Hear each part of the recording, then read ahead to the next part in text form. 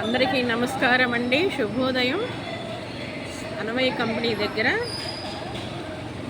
తాటి బెల్లం కాఫీకి వచ్చాం. ఈరోజు మా ఫ్రెండ్ అమెరికా వెళ్తుంటే తనకు చిన్న పార్టీ ఇద్దామని టిఫిన్కి వచ్చాం.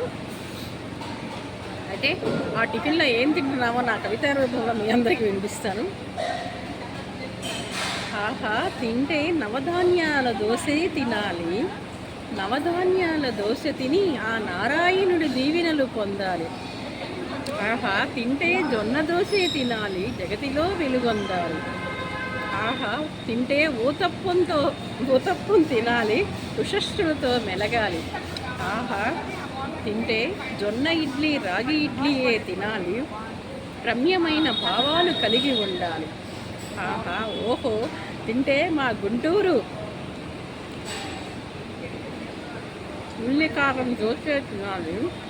ఆహా, ఓహో, తింటే మా గుంటూరు ప్రజల ఆత్మీయత కలబోసిన అనురాగ టిఫిన్సే తినాలి, తాటి బెల్లం కాఫీ తాగాలి, తరతరాలకు వెలుగవ్వాలి, అందాల తారల దీవెనలతో అవనిలో అందనంతా ఎత్తుకు ఎదగాలి మీరందరూ.